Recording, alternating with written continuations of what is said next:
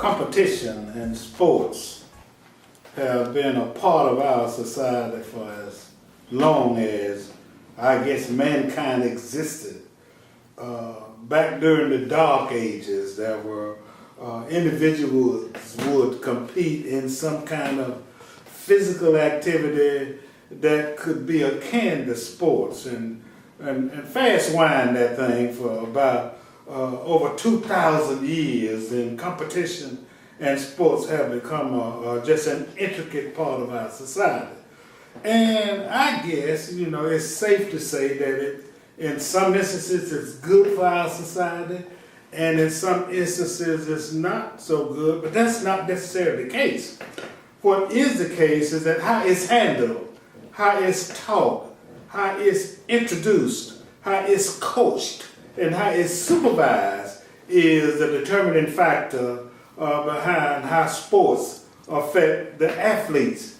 And I say all of that to say that we have a young man, who have delved into sports and athletes and behavior and citizens and citizenship and kings as it relates to who controls this phenomenon in our society. And it's such an intricate part. As a matter of fact, I think football probably holds the record, NBA, for the number of people who are watching sports on any given Sunday. So I'm more than a little pleased to have with me today a young man who not only has participated in sports, but who have decided to do an analysis on sports and the role that it can play in our society in a positive manner. So I'm happy to present to you, because we all know him, Mr. Lonzyedwards. How you doing, man? I'm fine, and I appreciate very much the opportunity to share with you. Yes, sir. I appreciate having you here. This is a call to action. A call to action. And I'm your host, Alex Habersham. And as I said, I have with me, the last time I interviewed this fella, I called him an Indian, a doctor, a doctor, a lawyer, and an Indian chief. And the truth of the matter is, I guess since he wears that big hat, I need to call him a doctor, a lawyer, and a cowboy. Because Call me anything except late for supper. Yes, sir. So welcome to the show. And I use that introduction to try to the best of my ability, talk about what your book talks about, which is teams of citizen athletes. And of course, we want to delve pretty deeply into this, but just give, just in case, by chance, well, everybody may know you, but there are some people out there who don't know, the vast experience that you have in many facets of the community. I've had the good fortune, Alex, of being in the community for a long time. The community has been very good to me. Came here after I was graduated from law school in 1976. Been here since. I have the good fortune of being able to pastor one of the best churches in the community, the Mount Moriah Missionary Baptist Church on Millville Road here in town. We start at 10 o'clock, so we'd love to have some of your guests come. But the whole sports issue, Alex, is something that is near and dear to my heart, because as a child growing up in Sparta, I imagined myself to be the next great athlete, just like so many other kids did. The only difference is that I had the good fortune of having been able to realize in time that I was not going to be an athlete who could make a living playing sports. And unfortunately, too many of our kids waste their times in that futile pursuit. They're just a handful of kids who are going to make the big time. You look at the college athletes, and many of them are wasting their time. The graduation rate is terrible. Well, I was fortunate enough to go to school because I realized that I couldn't make a living playing sports. I was fortunate enough to go to Knoxville College, from there to Yale Divinity School, from there to Duke Law School, and eventually earned a doctorate at Emory University as well. Education is the key, and for a long time people have used sports as their way out of poverty. Fortunately, there are many, many other avenues now Our kids don't have to depend on sports as their ticket out of poverty. If they hit the books, their chances are significantly better than in the ball. Exactly. So I've been fortunate enough. I had positive influences growing up.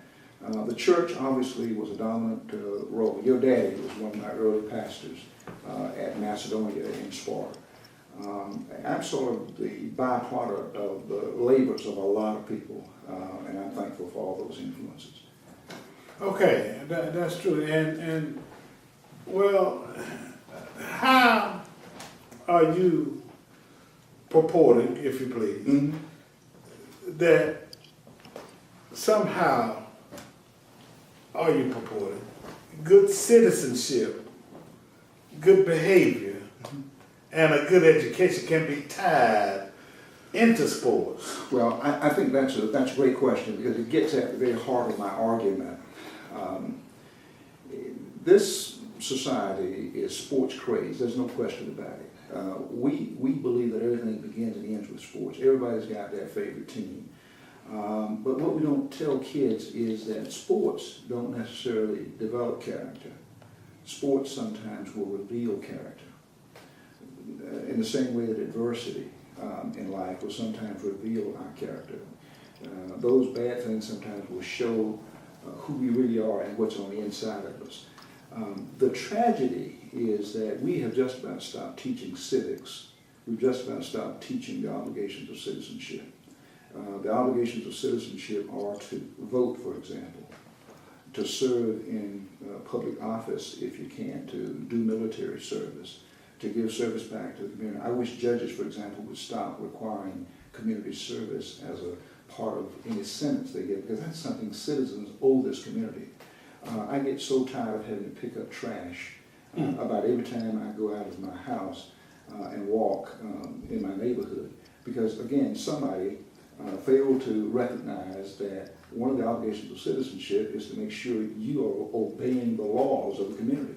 And unfortunately, if you have kids going off to college, they have not learned how to behave themselves, and you can learn how to behave, and it begins at home.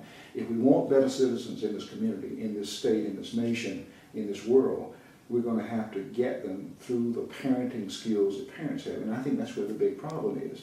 We somehow have missed the mark. You know, we have the dubious distinction of having the largest number of our citizens behind bars or on some form of correctional release in the world. And that says to me that we're not doing a You mean Georgia or just... No, the nation. As a nation, we have the largest number of our citizens. That speaks poorly for what we are doing to make sure that our folk understand the relationship between how you get along in this world and, you know, just simple obedience to the law.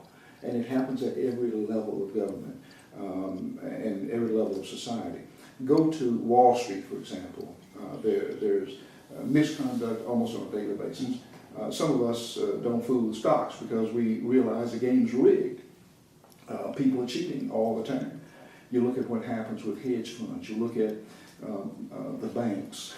You look at corporate inversions where people are basically booking up, leaving this country because they're making money and they want to go some other place where they can pay less taxes. Well, the problem with that is we can't leave just because we have to pay our taxes. We get benefits from being a citizen of this nation, and we ought to pay our fair share. I don't like paying taxes any more than anybody else, but one of the obligations of citizenship is to pay your taxes. Right. Children at every age need to understand that they are citizens of multiple communities. They're citizens, first of all, of their homes. If parents let them get away with being a freeloader at home, all they're doing is creating a problem for somebody's son or daughter, and ultimately for the community. So we're going to have to make sure that we're doing a better job to make them understand that they're citizens, first of all, at home. That their mother is not their servant, their daddy is not their servant, they have obligations, they already have chores, and allowances ought not be just given to them for nothing. They ought to be required to do something for it. You know, we need to teach them the value of work. They're citizens of their college campuses when they leave home. If they have not learned how to be good citizens at home, they're not going to be good citizens on college campuses. That's why you have these kids who go off to FSU and some of these other places and begin assaulting women. Yeah. But many of those kids didn't just start those behaviors when they got to campus, college campuses. Many of those kids were out of control a long time before then. They never learned the basics of how to behave and how to get along at home. And so the correlation is this. If you're not self-disciplined, you don't know how to behave yourself, you're not going to be able to succeed in college because you're just not going to behave yourself. And college coaches eventually are realizing that it doesn't matter how good an athlete is, if they can't keep him on the team, he's no good to them. If he's in jail or he's suspended because of violation of some rule, what good is he? So there's a very close correlation between how people practice citizenship and civics. And Alex, we're in a historic facility here doing this interview. I think somebody ought to remind the black community that historically black folk were not taught citizenship or civics.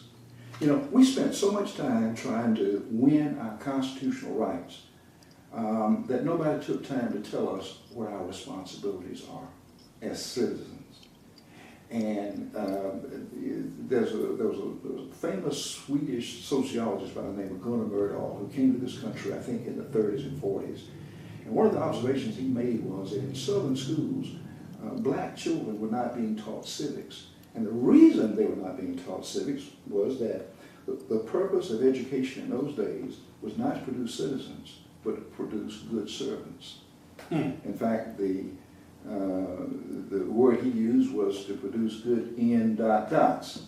You know, the N word. That was the object of the educational system in those days.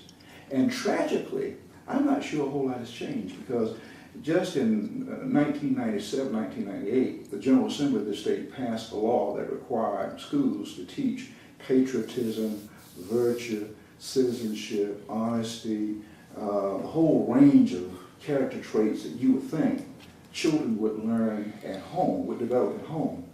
But unfortunately, it's not happening. And the proof of it, as I say, is what you're seeing in the wider culture and the statistics on arrest and incarceration, which lead the world. If you had a magic wand, and you do with the good Lord, I understand that as a minister, but you know, after having identified and researched this problem, what is your take on, you know, because this is a call to action. A call to action. And I'm your host, Alex Habersham, interviewing Dr. Lonzyedwards, who's talking about citizen athletes and sports and young people and things of that nature. And he raises a real good question, you know, a very good question as it relates to how we can, you know, and I'm kind of sad, Doc. I'm sad about the situation of our community today. So you identified the problem, many of them. What do you think that we as a community, you know, both individually and collective, could and should do, you know, to address the problem? Because it's only going to get worse. Alex, I think that is the crux of the problem. If a person writes a book talking about the problems that bedevil us and does not make the effort to come forward with some constructive suggestions and solutions, I think they're wasting everybody's time. And I refuse to do that. I have 10 chapters in my book, the most important of which, in my opinion, is the chapter on parenting. We've got to take back responsibility for the education, the rearing, the discipline of our children. Nobody else is going to do that for us. Nobody's going to do that for us. What passes for wisdom in our community is the African proverb, it takes a village to raise a child. No, heck it doesn't. It takes a mother and a father, preferably both. But one good one will do. I was raised by a single parent in rural Hancock County on welfare. My mother believed in education. One of her strictest rules was going to school. We have large numbers of our children who walk the streets every day, and nobody's out there making sure they go to school.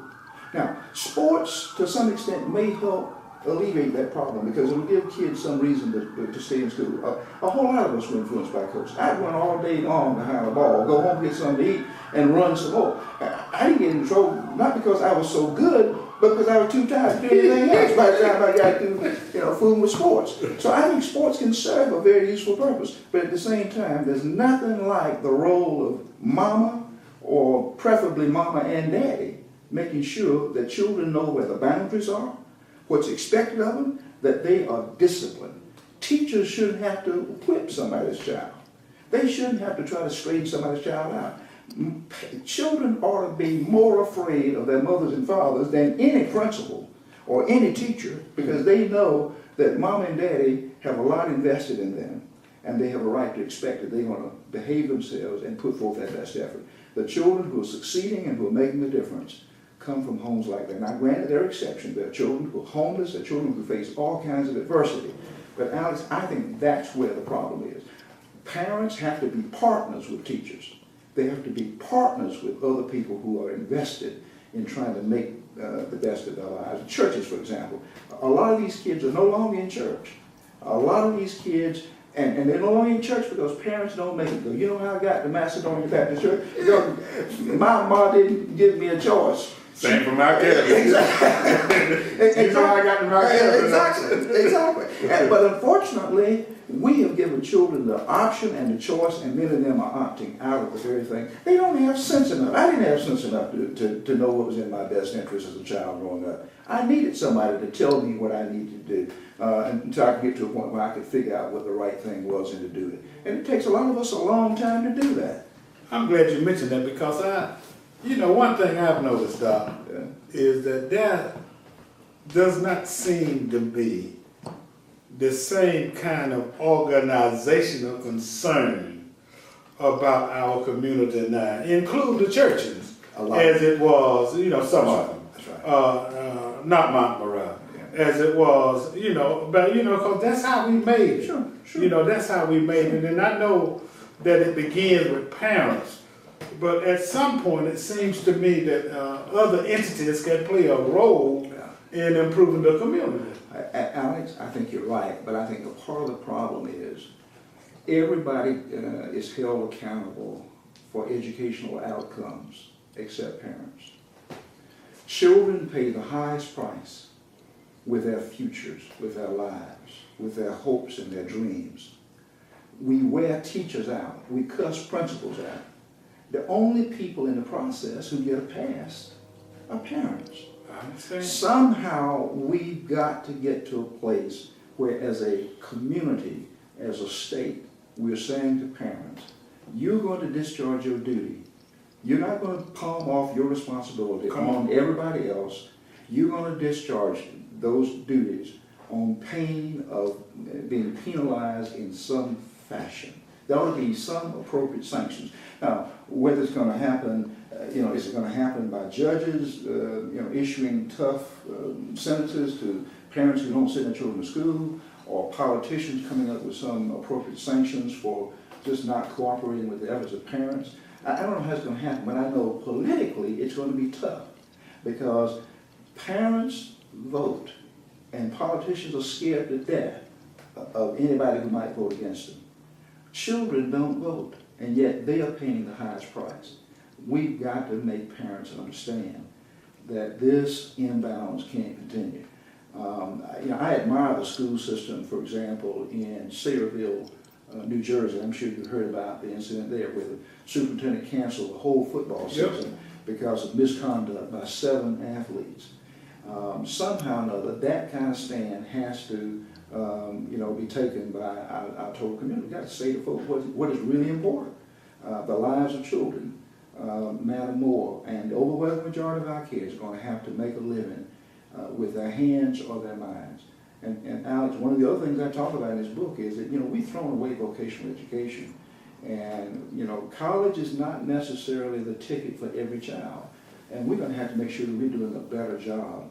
We're arguing today about the very same things that Booker T. Washington and W.B. Du Bois were talking about in the 80s and 90s and the early part of the century, the 20th century. It's just an amazing thing to me that we've not gotten past that whole issue. And you look at who's doing the skilled trades where you can make a very, very decent living. And our kids are not doing those jobs because we look down on people working with their hands. And the tragedy is that our kids are mired up in low-wage jobs with no benefits. We're going to address some of the other approaches as discussed in your book when we come back. This is a call to action. A call to action. I'm your host, Alex Havisham. I'm interviewing Dr. Lonzyedwards. We'll be right back.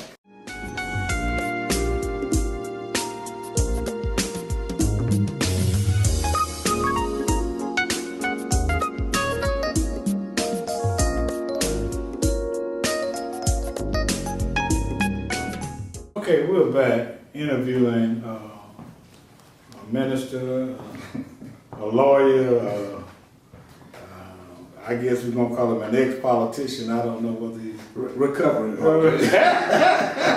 a recovering politician, but along with the ministry, and I think that this publication mirrors, ministerial advancement. Exactly. We're going to concentrate on his being an author, and he has taken the time to publish a book directed at improving our community. And the title of the book is Teams of Citizen Athletes, Winning by Modeling Civic Virtues and Rejecting the Value of Sports Kingdoms. And I think in embracing that title is that somehow the sports has become a kingdom, and it does not project the kind of citizen values to the participants that it should. So you talk some about parenting. Talk some more about the elements contained in the suggestions contained in this book as it relates to improving the community. You said that it's a waste of time to talk about problems and not address an approach to solving some of them. So proceed with your conversation on that. Well, yeah, let me just point out, preliminarily that it's important to understand what I think is a distinction between civics on the one hand and citizenship on the other. We are all members of various communities.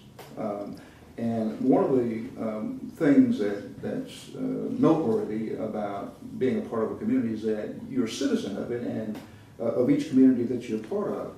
And with citizenship becomes certain rights and privileges that we associate with citizenship.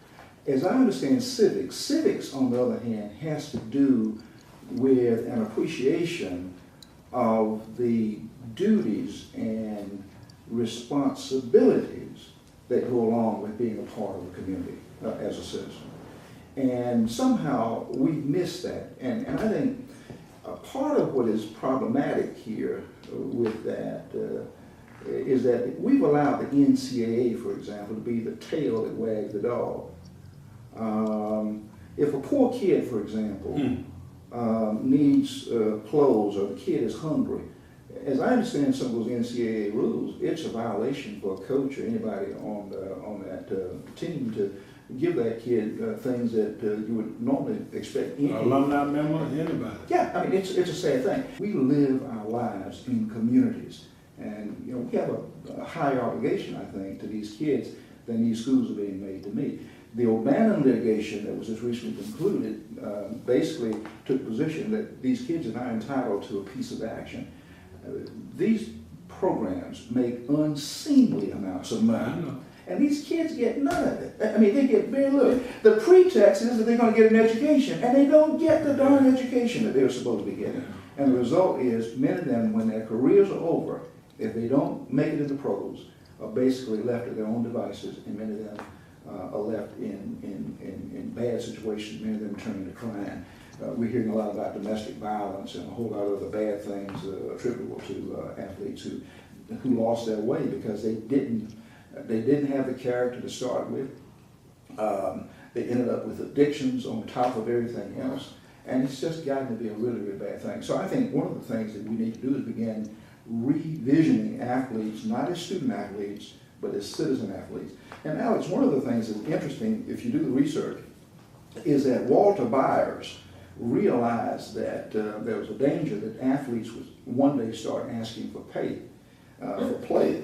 And he realized that one day they were going to start asking for workers' compensation for injuries. Right. And they coined the phrase student athlete in order to avoid any implication that these kids are Deserve anything. yeah, they were trying to make them out to be students rather than employees who are entitled to compensation or workers' compensation. So that's a big part of the problem. We don't want to get too far down the road without letting people know, and you can hold your book up there, Doc, where they can get that book, and if there's a website, and Absolutely. just any information you want to do. And I appreciate let me interrupt you, we're going to go a little, but I appreciate your taking the time to write this book and the interest in our community. Go ahead, and I recommend to everybody, particularly the coaches and teachers and every parent. Parents, absolutely. If they have a child who's aspiring to play any sport, they'll get this book and for whatever benefit it will be. But Alex, this book is available at the Tubman Museum. It's available at my office at 2717 Littlefield Road. It's also available from my website, citizenathlete.org. I'd be happy to make it available, and I hope that if it benefits one young person in helping that person to see what's really important in terms of character development and redirecting energies and time towards something more constructive rather than wasting time when you know that you have no chance of ever making a living from it. How can one get in touch with you? I'm sure that in some instances, and I know you're a busy man, you got a church and a law practice, but I bet you there will be a few occasions around which one would want you to come and talk about your book and and give further details on it. Great and idea. Maybe sell a few. Absolutely. Great idea. And I'd be happy to do that. I can be contacted at my office, 478-745-4380. Just call me and we'll be happy to try to work that out. But whether I sell a book or not, and obviously you publish books and I hope you're going to sell them, but my fondest desire is to be able to help somebody's child. I mean, there are a lot of parents who are struggling with, what do I do with my son? I mean, how do I make sure that child is properly directed? I do a lot of life coaching, and it's an opportunity for me to be a coach in the sense of trying to hopefully help young people find the proper path. Especially single parent, kids from single parent homes. Right. I know that route very well. I know what it's like to grow up on welfare. Right. I know the problems that kids face who come from that kind of background. And so I want to try to be helpful. So for me, it's not just about selling books, although obviously you want to sell books, but at the same time, it's an opportunity for us to do some real ministry. And I thank you for this opportunity. Yeah, well, I thank you for what you've done and what you're doing for this community.